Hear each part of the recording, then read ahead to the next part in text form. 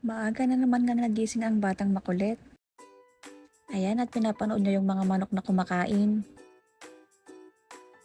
Minsan nga ay siya din ang nagpapakain ng manok kasama ang daddy niya. At tuwang-tuwa ang bata.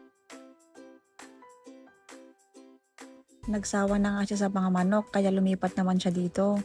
Gusto niyang tumulong sa paglilinis ng motor.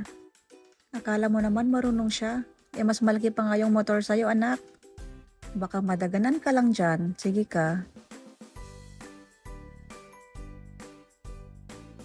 Imbis na mapabilis ang paglilinis nila ng motor dyan, mas napapatagal dahil sa'yo anak.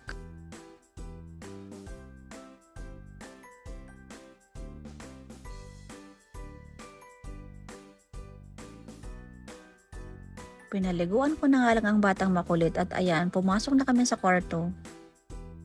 Pero ayan at binabantayan niya ang pintuan at gustong lumabas ng batang makulit. Kumakatok-katok pa.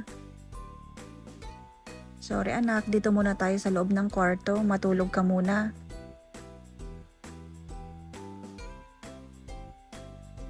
Pagkagising nga niya ay lumabas na kami ng bahay at ayan, tuwang-tuwa.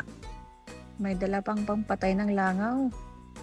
Hinahayaan ko nga lang siyang maglakad-lakad dyan para ma-exercise siya.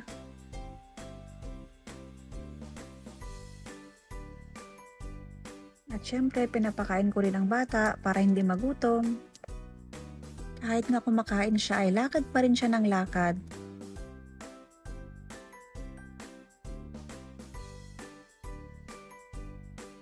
Ayan, at gusto lang palang puntahan yung mga aso. Pinakawalan na rin pala namin yung mga aso namin para malaya silang makapaglaro. Bali 3 sila, si Bella, si Lucky, at si Chico. Si Chico yung nasa taas ng upuan.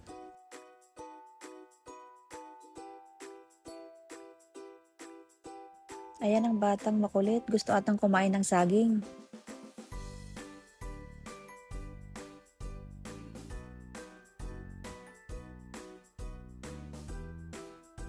Nagsawa na nga siya sa mga aso namin kaya pumunta naman siya sa kapitbahay. May 2 aso rin kasi sila doon. Si Choco at si Creamy. Ayan si Creamy nakikipaglaro kay Kylie. At aliw na ang bata. Hindi maiwan ang aso. Ayan at umupo pa. Gusto magpa-kiss.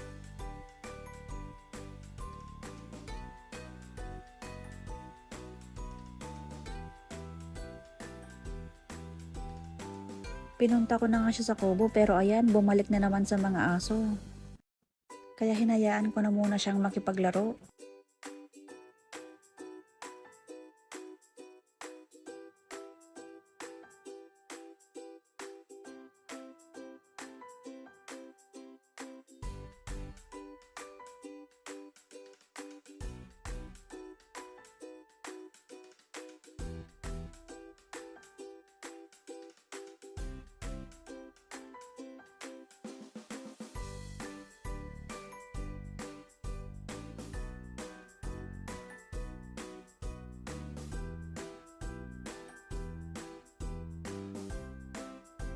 Pinasok ko na nga ang batang makulit sa bahay dahil dumidilim na.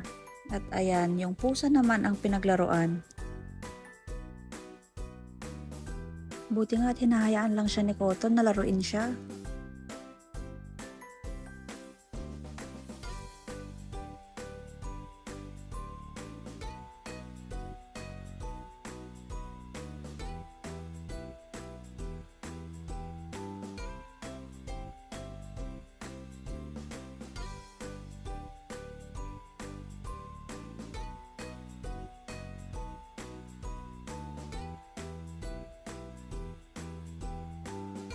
And that's all for today.